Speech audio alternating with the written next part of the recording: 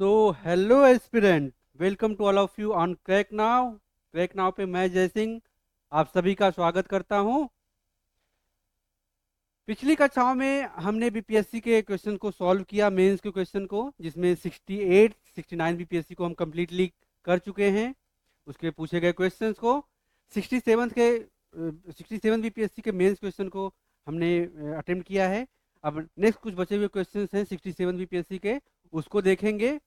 बाकी answer writing का जो फॉर्मेटिंग है आपकी समझ में आ रहा होगा। आप पिछली 15-16 कक्षाओं से हमसे कनेक्टेड हैं, तो आप दिन ब दिन अपने आप में इम्प्रूवमेंट ला रहे होंगे। और जो तैयारी में जो नीड होती है मेंस एग्जामिनेशन की, जो कनेक्टिविटी होती है, जो प्रॉपर पॉइंट होते हैं, उस पॉइंट से आप कनेक्ट हो रहे होंगे और सेंटेंस की जो एक जुगलबंदी है उसको महसूस करके लिखने का प्रयास कर रहे होंगे। बाकी हम आप हमारे टेलीग्राम चैनल से जुड़िए, वहां पर बच्चे अपना प्रयास करके आंसर लिख रहे हैं, और साथ ही उस आंसर का उनको रिव्यू भी मिल रहा है। और उसमें कहाँ पे क्या कमी है, क्या पॉइंट आप एक्स्ट्रा उसमें लिख सकते हो, क्या चीज़ें आपको ध्यान में रखनी है, क्या चीज़ें छोड़नी है, यह बहुत ज़रूरी होता है आपके इस आंसर राइटिंग फॉर्मेट में। क्योंकि किताबें पढ़ने के लिए पढ़ तो सभी आपके जो रिसोर्सेज हैं वह सीमित हैं, और सब लोग उसी रिसोर्स से पढ़ रहे हैं। लेकिन आपकी जो डेली प्रैक्टिस है और डेली जो आंसर राइटिंग का जो एक स्कोप है कि आप कितने इनकलकेट होके उसको झाड़ूपन लाकर उसको सॉल्व कर रहे हो, उसको लिख रहे हो, यह भी एक जरूरी हो जाता है। कभी कभी होता है कि हमारा प्रयास तो हम बहुत करते हैं, लेकिन एक सही दिशा निर्देश ना होने के कारण, एक प्रॉपर गाइडेंस ना होने के कारण, वो चीज़ें आपसे उस रूप में नहीं प्रस्तुत हो पाती हैं। तो इसके लिए बेफिक्र आप रहिए, बेफिक्र रहिए, हम आपके साथ हैं। हम इस इनिशिएटिव को पूरा पैन इंडिया अपने इस इनिशिएटिव को लाना चाहते हैं, जिसमें हमारे द्वारा जो बताई गई जो एक मेथड है, हमारे द्वारा जो बताई गई एक पद्धति है, आप उसको फॉलो कीजिए। रिसोर्सेज का कैसे इस्तेमाल करना है आप उससे कनेक्ट होकर उसको फॉलो कीजिए, और डेली आंसर राइटिंग करते रहिए। और अपना जो आप आंसर राइटिंग कर रहे हैं रिव्यू के लिए हमें भेजिए। हमारी टीम और पर्सनली मैं आपसे फेस टू फेस कनेक्ट होके कहाँ पे क्या चीज़ें कमी रह गई हैं, क्या चीज़ आप में सुधार करनी चाहिए, इस पे चर्चा करेंगे। और एक बेहतरीन भविष्य के आप निर्माण करता हो, आप आने वाले भविष्य के उज्जवल भविष्य के लिए शुभकामनाएं अग्रिम मेरी। देखते हैं आज की क्लास में आज का क्वेश्चन क्या है। क्वेश्चन की फॉर्मेटिंग करेंगे। चूंकि मैं साइंस एंड टेक के क्वेश्चन को डील कर रहा हूँ, बाकी अदर्स टीचर्स जो हैं वो अपने सब्जेक्ट के प्रीवियस ईयर के क्वेश्चन को डिस्कस करेंगे आपसे। तो साइंस टेक में आज देखते हैं क्या क्वेश्चन है, उस क्वेश्चन की भूमिका कैसे हम बनाएंगे, और क्या एक मांग है क्वेश्चन की, उसके अकॉर्डिंग हम अपने आप को पिच करेंगे। देखते हैं क्वेश्चन क्या है।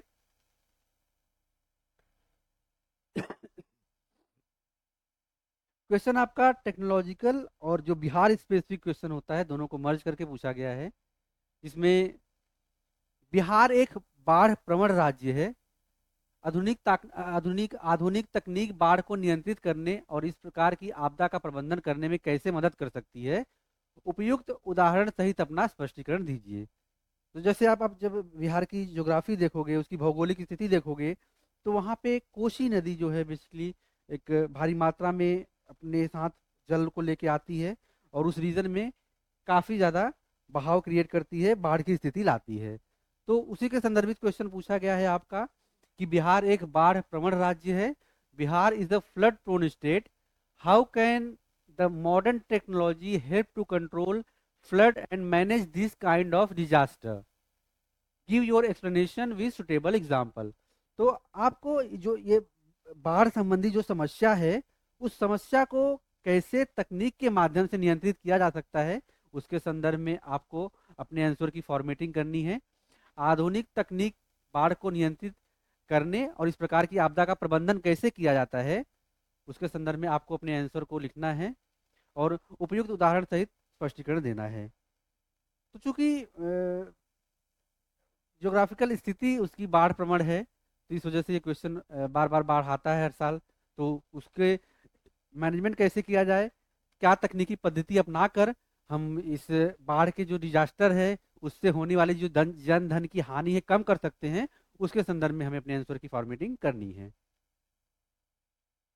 तो जैसे आप इसके इंट्रो में इसकी भूमिका इस रूप में बना सकते हो कि हर वर्ष बिहार में कोसी नदी द्वारा लाए गए जल बहाव के कारण, पानी के कारण जो है बाढ़ की स्थिति उत्पन्न होती है। तो इस संभावित राज्यों में बाढ़ को नियंत्रित करने और आपदा प्रबंधन में आधुनिक तकनीक महत्वपूर्ण भूमिका निभा सकती है। तो आधुनिक तकनीक क्या क्या है, उसको कैसे मैनेज किया जाए? तो सबसे पहले जिस तरह से आजकल कहीं भी चाहे सुनामी की संभावना होती है, तो जो हमारा आईएमडी है, इंडियन मेट्रोलॉजिकल डिपार्टमेंट, वह कुछ घंटे पहले ही एक संकेत दे देता है कि कोस्टल एरिया में रहने वाले लोग अपने उस जगह को खाली कर दें, एक भयंकर तूफान आने की संभावना है। तो यह क्या है? यह बेसिकली एक अर्ली वार्निंग सिस्टम दी जा रही है। तो आपको अपना आंसर की फॉर्मेटिंग में पहला जो चीज लिखना है वह है आपका early warning system. Early warning system किस रूप में आपकी हेल्प करेगा? Early warning system, early warning system, basically इसे जो कहते हैं प्रारंभिक चेतावनी प्रणाली, यह होता है प्रारंभिक चेतावनी प्रणाली। प्रारंभिक चेतावनी प्रणाली, यह किस रूप में अपनी भूमिका जो है योगदान करता है अपनी भूमिका का? तो जल स्तर, मौसम के पैटर्न और अन्य प्रासंगिक मापदंडों के बदलाव का पता लगाने के लिए बाढ़ प्रवण क्षेत्रों में उन्नत सेंसर और निगरानी प्रणाली तैनात होती है। तो एक पहले से ऐसा मैकेनिज्म डेवलप कर लिया जाता है जहां पर अगर बाढ़ संबंधी जो चेतावनी है, अगर पहले ही उसको सर्कुलेट कर दिया जाए तो जन धन की हानि को कम किया जा सकता है। तो यह सिस्टम निवासियों और अधिकारियों के ऊपर एक जो बर्डन होता है उसे कम करने का काम करती है, और एक अलर्ट के माध्यम से उस क्षेत्र में जो हानि होने वाली रहती है उसको कम किया जा सकता है। तो इन बाधाओं के निवारण के लिए जो बेसिकली जो रिमोट सेंसिंग उपग्रह और नदी स्तर संबंधी जो सेंसर हैं, उसके बाढ़ की भविष्यवाणी की जा सकती है और होने वाली जो जनधन हानि है उसको कम किया जा सकता है। तो आपका अर्ली वार्निंग सिस्टम इस रूप में महत्वपूर्ण हो जाता है। नेक्स्ट आपका जो पॉइंट है इसमें आप मेंशन कर सकते हो भौगोलिक सूचना प्रणाली, जिसे जीआईएस कहते हैं, geographical information system. Geographical information system basically जो स्थलाकृति होती है, जो लैंड पैटर्न होता है उस भौगोलिक क्षेत्र का, भूमि उपयोग किस रूप में किया जा रहा है और बुनियादी ढांचों का किस प्रकार से विकास हुआ है, वह और बाढ़ क्षेत्र किस प्रकार से उसको प्रभावित करेंगे, इसके संदर्भ में एक पहले ही आपको विस्तृत मानचित्र का निरूपण करके उसके संदर्भ में डेटा का विश्लेषण करके और जो अति संवेदनशील क्षेत्र है उसके बारे में पहले से अलर्ट करती है। तो एक आपके पास जनरल आइडिया हो जाता है कि अगर इस प्रकार के बाढ़ भविष्य में आएंगे तो क्या क्या मेजरमेंट अपनाए जाने चाहिए उसको रोकने के लिए। तो भौगोलिक सूचना प्रणाली इस रूप में काम करती है और बाढ़ शमन उपाय को कम किया जा सकता है। तो आपका सेकंड पॉइंट है भौगोलिक सूचना प्रणाली। भौगोलिक सूचना प्रणाली,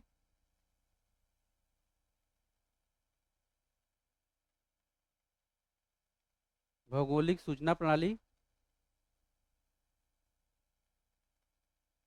भौगोलिक सूचना प्रणाली बेसिकली इसका किस प्रकार से इस्तेमाल होता है हमने देखा, स्थलाकृति और जो भूमि उपयोग हैं उनका पहले से मेजरमेंट करके जो इंफ्रास्ट्रक्चर डेवलप हैं उस इंफ्रास्ट्रक्चर का एक आपका मैपिंग करके उस क्षेत्र को ये डिक्लेयर करता है और सूचनाओं को प्रसारित करता है। तो यह आपका भौगोलिक सूचना प्रणाली हो गया। तीसरा पॉइंट जो है आपका बाढ़ मॉडलिंग और सिमुलेशन। सिमुलेशन किस रूप में, आप ऐसे समझिए कि जो उन्नत कंप्यूटर मॉडल हैं वह वर्षा की तीव्रता, नदी प्रवाह की दर कि नदी किस प्रकार से अपना जो उसका दर है बहाव की, वह किस रूप से बहेगी, किस दर से बहेगी। तो वर्षा की तीव्रता, नदी प्रवाह और इसके जैसे इलाकों में विभिन्न बाढ़ परिदृश्य का अनुकरण करते हैं। यह जो मॉडल है बाढ़ मॉडल, किस प्रकार से एक जनरल सिस्टम को कॉपी कर रहा है। जिस प्रकार से आप अगर हम बिहार को छोड़ दें तो आप देखेंगे कि जो चमोली उत्तराखंड वाला रीजन था वह भी बाहर बाढ़ से काफी ग्रस्त था। वहां पर बीते 3-4 सालों में 2 बार एक डिजास्टर क्रिएट हुआ बाढ़ का। और जब उसके पीछे जो साइंटिफिक रीजन खोजा गया, जो कारण ढूंढा गया, उसमें यह ढूंढा गया कि जो नदी का एक नेचुरल बहाव है उस बहाव पर टूरिज्म संबंधी, या फिर ये कह लें कि वहां पे इंफ्रास्ट्रक्चर का ऐसा जाल बिछाया गया। और तो वह नदियों का जो प्राकृतिक फ्लो है, नदियों का जो प्राकृतिक बहाव है, उसमें कमी किया, उसको वह बदलने का प्रयास किया। तो नदी चूंकि एक बड़ी अमाउंट में फ्लो के साथ आती है, तो वह अगर उसे रोका गया है तो वह यह नहीं देखेगी कि नहीं ये कितना स्ट्रांग है। वह अपने पूर्ण बहाव के कारण जो क्षेत्र था उसे पूरी तरह से नेस्तो नाबूद कर दिया। तो यह रीजन वहां पर उस पैटर्न को फॉलो किया गया कि रीजन उसका क्या था कि वहाँ के जो लोकल लोग थे उन्होंने रेस्टोरेंट के लिए, रिजॉर्ट के लिए आधारभूत संरचना का निर्माण किया और पहाड़ों को काटकर नदी का जो बहाव है उसको अवरोधित करने का कार्य किया गया। तो वह एक पैटर्न देखने में सामने आया। तो बाढ़ मॉडलिंग किस प्रकार से आ रही है, उसका पैटर्न क्या है, इसका एक नियमित अध्ययन करके इसकी मात्रा को कम किया जा सकता है। तो बाढ़ मॉडलिंग और सिमुलेशन, जिसमें विभिन्न हाइड्रोलॉजिकल मॉडल और बाढ़ के दौरान नदियों के व्यवहार का अनुकरण करते हैं और डाउन स्ट्रीम बाढ़ को कम करने के लिए बांधों और जलाशयों के संचालन की भूमिका को अनुकूलित करते हैं। तो वही जिस तरह से मैंने चर्चा की आपसे कि जो एक निश्चित पैटर्न है उस पैटर्न को फॉलो करना है और उससे हमें देखना है। तो आपका है बाढ़ modelling and simulation. Third point है बाढ़ मॉडलिंग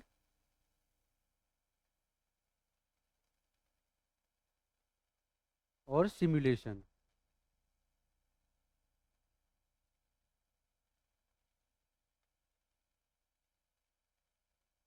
बाढ़ मॉडलिंग और सिमुलेशन क्योंकि बढ़ती तकनीक के साथ बढ़ते साधन इस रूप में व्यवस्थित किए गए हैं, डेवलप हुए हैं, जिससे बाढ़ संबंधी जो सूचनाएं हैं वह पहले ही अग्रेसित कर दी जाती हैं। तो इसमें रिमोट सेंसिंग और ड्रोन भी इस डिजास्टर को कम करने में उपयोगी साबित हो सकते हैं। तो रिमोट सेंसिंग और ड्रोन किस रूप में साबित हो सकते हैं, जैसे उच्च रिजोल्यूशन कैमरे और लिडार जो लाइट एंड डिटेक्शन रेंजिंग है, इससे लैस ड्रोन रिमोट सेंसिंग तकनीकें बाढ़ प्रभावित क्षेत्रों की विस्तृत हवाई तस्वीरें प्रस्तुत करती हैं, जिससे यह क्षति की सीमा का आकलन करने, फंसे हुए व्यक्तियों की पहचान करने कि डिजास्टर का रूप क्या है, कितने क्षेत्र में यह भयावह स्थिति, यह भयावह रूप ले चुका है, उसका आकलन करने, प्लस जो फंसे हुए व्यक्ति हैं उसकी पहचान करने और बचाव कार्य की योजना बनाने के संदर्भ में रिमोट सेंसिंग और ड्रोन जैसी तकनीकों का इस्तेमाल इस संदर्भ में किया जा सकता है। तो आपका रिमोट सेंसिंग किस रूप में इस्तेमाल हो रहा है, फंसे हुए व्यक्ति के लिए, डिजास्टर का क्या क्या रूप है उस रूप के पैटर्न को समझने के लिए, और बचाव कार्य की क्या योजना आगे के लिए बनाई जा सकती है उसके संदर्भ में ये रिमोट सेंसिंग और ड्रोन जैसी तकनीकी तकनीकी महत्वपूर्ण भूमिका अदा कर सकते हैं। तो आपका यहाँ पर रिमोट सेंसिंग हो गया, फोर्थ पॉइंट।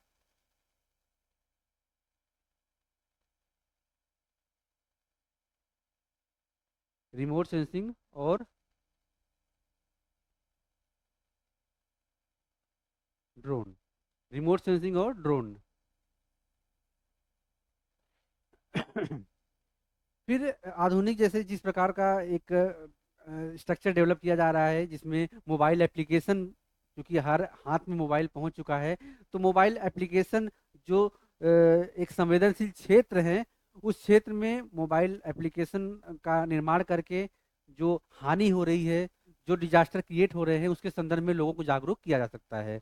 तो मोबाइल एप्लीकेशन के माध्यम से एक सामुदायिक जुड़ाव होता है, उस संदर्भ में उनको शिक्षित करने का कार्य करके और वास्तविक समय रियल टाइम उनको अपडेट देकर होने वाली जो डिजास्टर है उसको कम किया जा सकता है।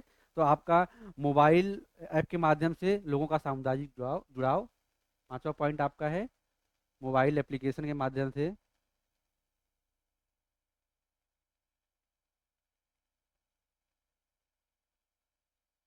मोबाइल एप्लीकेशन के माध्यम से सामुदायिक जुड़ाव।